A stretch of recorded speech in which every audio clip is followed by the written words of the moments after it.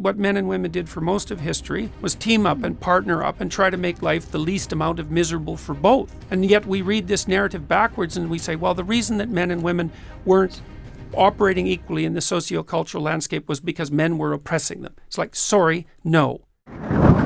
If you picked two people at random out of the population and had to guess who was more aggressive, and you guessed the man, you'd be right 60% of the time. That's about the magnitude of the difference between men and women. Well, that's 60-40. It's not that much of a margin, right. is it? That's exactly right. But, and this is where things get more sophisticated. All right, so then imagine that you had to pick the 1 in 100 most aggressive person and put them in jail, which is what we do. They're all men. So even though at the midpoint, the difference between men and women isn't that extreme, at the extremes, the difference is extraordinary. And most of the activity, or much of the activity in complex situations, happens at the extremes. So men are more interested in things than women are, and women are more interested in people than men are, on average. And those differences are largest in Scandinavia, by the way. So there's no evidence that they're socioculturally constructed. And one of the consequences of that is that if you leave men and women to make free choices... Well, let's put aside that Scandinavia is not just one country, and it has lots of different cultural, political differences within Sure, but the Scandinavia, point is that, and this is the fundamental point, is that the more egalitarian the country, the bigger the differences between men and women. The bigger. I have no idea how one could possibly conclude that. You rank order countries by their sociocultural policies from egalitarian to non-egalitarian, and then you look at the magnitude of the differences in temperament in men and women in those countries. And you do those analyses depending on and your you publish definition them. of temperament. Yeah, but there isn't a definition of temperament that exists that's valid outside of the psychometric community. Well, and so this is in that case, well-established we're science. locked into a particular definition within what you call the psychometric community. And other people may simply say, look, I experience the world very differently, and I have evidence from my dealings, whether I'm a man, whether I'm a woman, whether I'm looking at how we get along together and what we do to improve matters, that doesn't conform to that. I mean, the question is then, what is the evidence? The fact that someone has an opinion about it isn't relevant. The relevant issue is what the evidence suggests, unless you're willing to throw out the scientific enterprise, which I wouldn't recommend. No, I'm certainly not doing that, but I do think that to pin it to a narrow definition of psychometric testing it's not narrow. It's 5-dimensional. It's 5-dimensional. It's not narrow. The whole world only has 4 dimensions. 5-dimensional model is actually extraordinarily sophisticated. If it's got 4 dimensions and then we're into 5, that's magic. Well, you have 5 dimensions. There's many multi-dimensional spaces, but reality itself has 4 dimensions, and there's plenty of complexity in that. Let's come back to your evidence.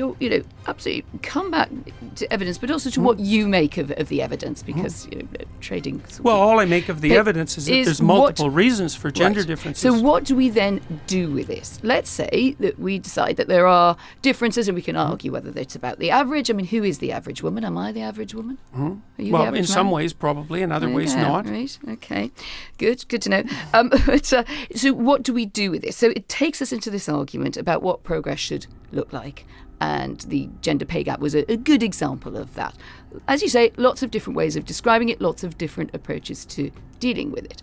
The challenge to you would still be, I think, do you think that the situation that we have is broadly fair in workplaces, and that women are self-selecting out of progress up the pay chain, rather than being, to an extent, under either pressure of child rearing that is not probably accounted for, or that they're not properly helped with? Is it really all about their decision, or might structures not play a role here? One doesn't have to be completely mad to think this, right? No.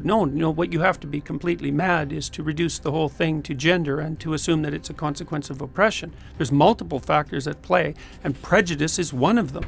The question is to what degree prejudice, or an arbitrary categorization, let's say, and the lack of provision of opportunities for women is contributing to the pay gap, and to what degree other factors are contributing. So there's other factors. Like I said already, men are much more likely to do dangerous jobs. They're also more likely to do jobs that scale. So for example, because women are more interested in people on average than men are, they tend to work in people-oriented enterprises, and those are hard to scale. And because you can't scale them, it's harder to multiply the income. Men are more likely to move than women are. Men are more likely to take on trade positions. They're more likely to work with heavy machinery. They're more likely to work outside.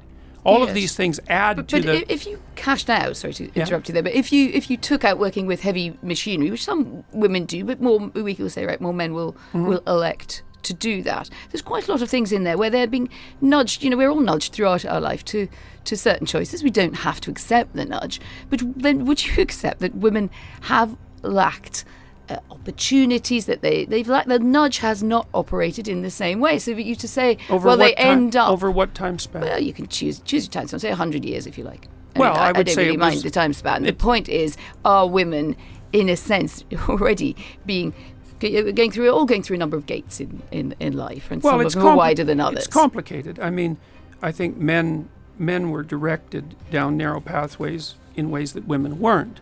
So, for example, they were much more likely to be conscripted into wars, for example, which actually happens to be a non-trivial phenomena, because it resulted in the deaths and the demolition of many men.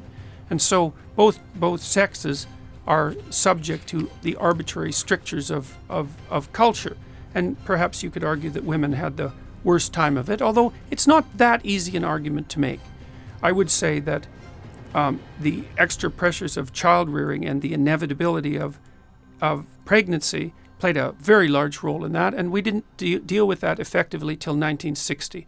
And so one of the things that I really don't like about the women were oppressed by men throughout history narrative is the fact that both men and women were terribly oppressed by nature throughout history, and that's not being factored into the equation. And I think that what men and women did for most of history, the decent ones anyways, was team up and partner up and try to make life the least amount of miserable for both. And yet we read this narrative backwards and we say, well, the reason that men and women weren't operating equally in the socio-cultural landscape was because men were oppressing them. It's like, sorry, no. That accounts for a tiny fraction of it, or some proportion of it, but it had much more to do with the fact that everyone was poor and miserable, and that women were locked into a reproductive cycle from which they had no practical escape. And we didn't fix that till the 60s. What might irritate some working women, indeed some women, whether they work or not, is you can either sort of look at something like the gender pay gap and sort of pick apart how difficult it is, or you could say, well, let's try to fix this, and let's have an intelligent argument about how we best fix this thing. And the argument that women are self-selecting out of the workplace becomes a bit of a roadblock. Yeah, but women do self-select out of the workplace all Really? the time. Well, if you look at the legal profession, that's absolutely crystal clear. Women are overrepresented at the lower ends of the legal profession, but they stop operating at the high ends in their 30s, and it happens in all sorts of professions. And there's good reason for it. I mean, what happens? Well, because women in their late 20s tend to decide that they don't want to work 80 hours a week. They would rather have a family and devote some time to that, which is a perfectly reasonable thing to do. Your argument is predicated on the idea that the advantage to women is in coming back to the workplace. But many women decide, especially once they have children, that having their children and spending time with them is actually more valuable than going back to the workplace. And that's a reasonable thing to decide. And the fact that women pay a disproportionate price with regards to long-term career earnings if they become mothers, that's a very narrowly focused problem, and it's a problem that might need to be addressed. But that's not the same as the gender pay gap. I don't think that men should be set against women. I don't think that we should view the world as a competition between men and women. I don't think we should view history as a structure that pitted oppressed women against the oppressor men. I don't like that story. I think it's a nasty story, and I think it's designed, it's destined to divide us in ways that will not be good. I think it's a story fundamentally predicated on resentment. I don't think it's an accurate view of the way things unfolded in the past. And I don't think women were as powerless or as unable to contribute as the feminists claim they were before, like, 1960.